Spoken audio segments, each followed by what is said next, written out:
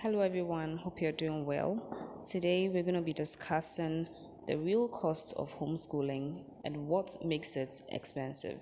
Stay tuned.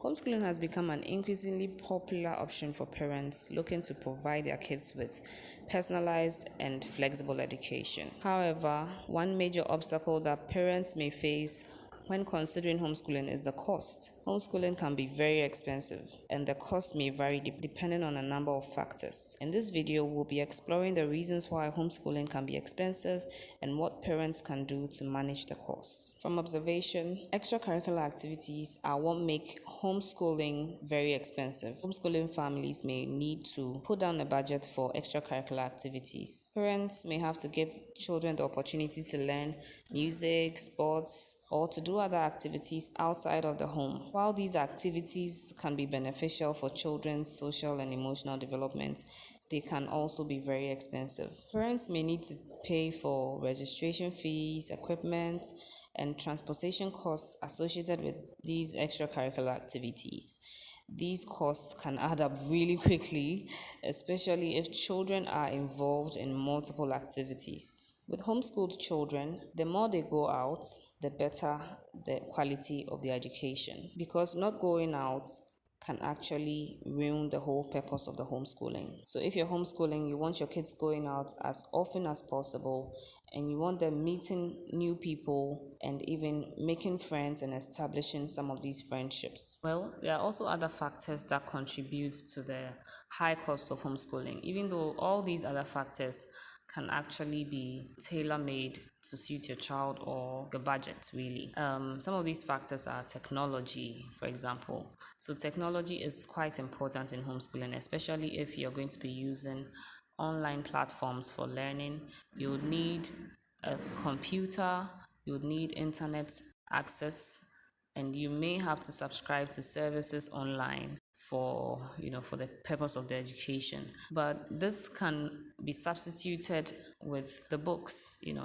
You can decide that maybe your kids are having too much screen time, and so you want them to rather learn with their books alone. So that way your children's teacher would have to learn how to use a particular curriculum and then stick to it, go with it, teach them from the books. And personally, I think that's a really good way to go, because the screen time can become way too much for the child. In addition to textbooks and workbooks, homeschooling parents may also purchase other materials such as art supplies, science equipment, and educational games. These materials can be costly, especially if parents opt for high quality hands-on materials. Well, in my opinion, these can also be substituted with trips to a science lab of a school, or to have them join a particular school's class for an art session.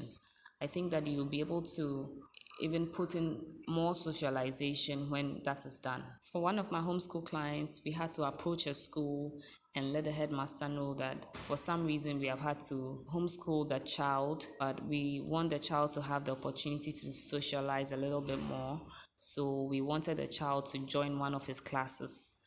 And the headmaster didn't really have a problem with that. He allowed the child to join the art class, and that way she got to make friends and meet more people. That parents didn't have to spend so much money setting up a whole art studio for the child. Also, educational games are everywhere on the internet, so I don't see why parents want to buy offline educational games or physical games for their children when the children will get so tired of them very easily. The children get bored and throw the games somewhere. So it's better to, for educational games, it's better to let the child go with the online games. That would save you more money anyway. Testing and evaluation are another way that homeschool gets quite expensive, okay? Because you want to make sure that your child is on a certain level academically. You're not going to be doing it all by yourself and not testing if the child is on the same level as his peers.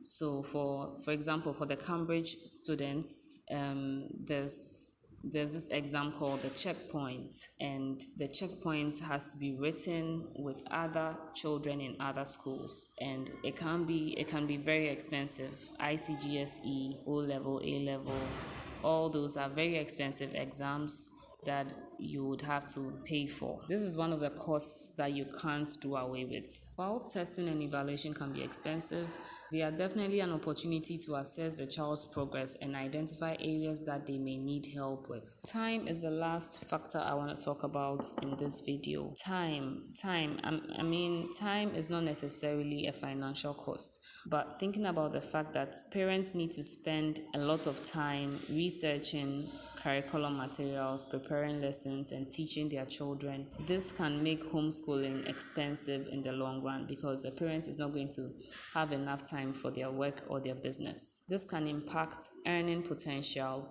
and limit opportunities for outside employment. Parents who would want to employ a teacher to do the homeschooling will have to pay the teacher to have this done, and that's where the cost comes in. I hope you enjoyed this video. If you're interested in homeschooling and you want some help, you want some information, some advice, do reach out to us. The link is in the description.